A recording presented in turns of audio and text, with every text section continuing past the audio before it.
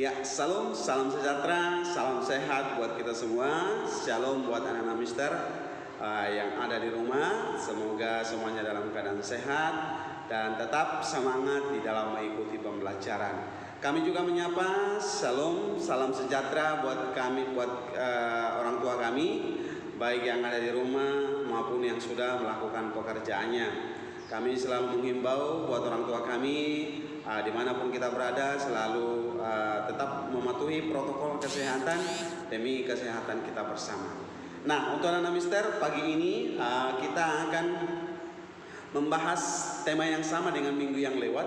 Tema kita adalah beribadalah sebab Tuhan itu baik, ya. Tema kita sekarang masih sama dengan tema minggu yang lewat, beribadalah sebab Tuhan itu baik. Untuk hari ini kita akan mempelajari tema ini dengan tujuan pembelajaran supaya kita mengetahui unsur-unsur ibadah Kristen, ya. Supaya kita mengetahui unsur-unsur ibadah Kristen dan dapat kita laksanakan di dalam kehidupan kita sehari-hari ketika kita melaksanakan ibadah, ya. Jadi sekali lagi temanya adalah beribadalah sebab Tuhan itu baik, dan tujuan pembelajaran adalah supaya kita mengetahui unsur-unsur ibadah Kristen. Ya, untuk anak Mister, di minggu yang lewat kita sudah berbicara tentang ciri-ciri ibadah, ya, ciri-ciri ibadah Kristen dan apa juga perbedaan kebaktian dan ibadah. Ciri-ciri ibadah Kristen antara lain adalah bersifat dialogis, alkitabiah, komunal, dan lain sebagainya. Dan kita juga sudah membahas tentang perbedaan ibadah dan kebaktian. Di minggu kemarin juga Mister sudah menyinggung apa tujuan atau apa alasan orang beribadah, ya. Apa sih alasan yang benar orang melakukan ibadah? Kemarin Mister sudah menyinggung ada banyak alasan orang melakukan ibadah, ya.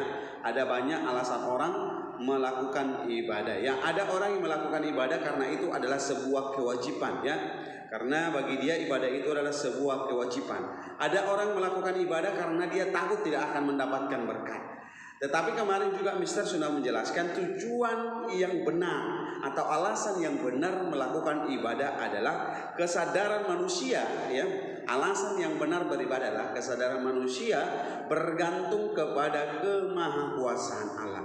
Jadi alasan kita beribadah adalah kebergantungan kita kepada kemahakuasaan Allah. Jadi mengapa saya beribadah? Alasannya adalah karena saya bergantung kepada kemahakuasaan Allah. Bukan supaya mendapat berkat, bukan karena sebuah kewajiban, tetapi alasan saya melakukan ibadah, alasan yang benar adalah kebergantungan saya kepada kemahakuasaan Allah. Jadi sekali lagi, alasan yang benar beribadah adalah kesadaran kita, kesadaran manusia yang bergantung kepada kemahakuasaan Allah. Ya, di dalam ibadah kita merasakan begitu dekatnya Tuhan, ya. Di dalam ketika kita melakukan ibadah, ya, baik dilakukan sendiri maupun dilakukan bersama-sama dengan keluarga dan lain sebagainya, kita merasa begitu dekat Tuhan kepada kita ketika kita melakukan ibadah. Karena apa? Karena melalui nyanyian, melalui pujian, kita merasa bisa mengungkapkan isi hati kita kepada Tuhan. Tuhan itu sangat dekat kepada kita ketika kita memuji, memuliakan namanya, ya. Jadi di dalam melakukan ibadah kita merasakan Allah ada di dalamnya, ya. Di dalam ibadah kita Allah ada di dalamnya. Misalkan ketika kita melaksanakan kebaktian minggu, ya, ada pujian, ada doa yang menyatakan kehadiran Allah. Dan di tata ibadah gereja juga mungkin ada tata ibadahnya berbeda-beda, tetapi di tata ibadah itu kita bisa merasakan, ya. Misalkan kalau di HKBP kita bernyanyi terlebih dahulu, ya, sebagai bentuk ungkapan rasa syukur kita kepada Tuhan, ya. Baru ada nanti potum, ya. Potum artinya bahwa Allah hadir di dalam ibadah itu. Jadi ketika orang melakukan ibadah, kita merasakan begitu dekatnya Tuhan kepada orang yang memuji dan memuliakan namanya. Apa saja unsur-unsur ibadah Kristen? Nah, jadi di unsur-unsur ibadah Kristen itu Allah hadir. Yang pertama adalah pujian, ya. Apa itu pujian? Pujian adalah ciri paling mudah dilihat dari ibadah Kristen. Jadi ciri utama ibadah Kristen adalah pujian, ya. Jadi pujian itu adalah ciri paling mudah dilihat dalam ibadah Kristen. Melalui pujian kita menyatakan banyak hal seperti yang Mister jelaskan tadi, ya.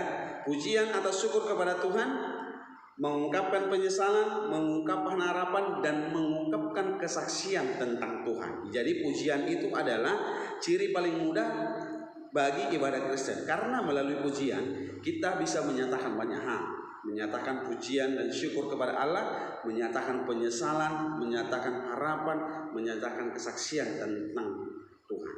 Yang kedua, doa. Apa itu doa ya? Doa itu adalah berbicara dengan Tuhan ya. Doa adalah ungkapan hati dalam kata-kata yang ditujukan kepada Tuhan ya. Doa disebut juga dengan napas hidup orang percaya. Yang kedua, unsur-unsur ibadah adalah doa.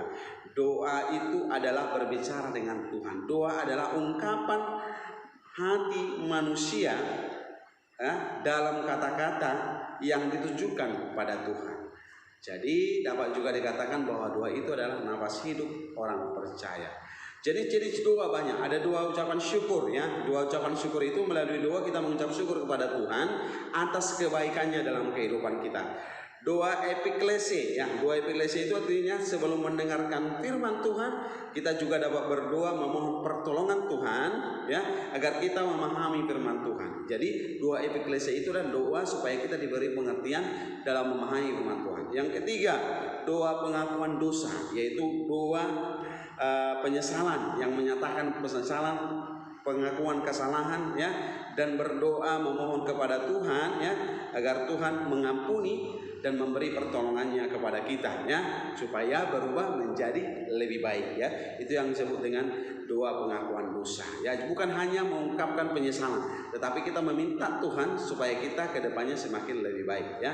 Baru doa syafaat. Doa syafaat itu doa yang kita tujukan kepada orang lain, orang tua, saudara-saudara, orang yang sakit, pemerintah dan lain sebagainya.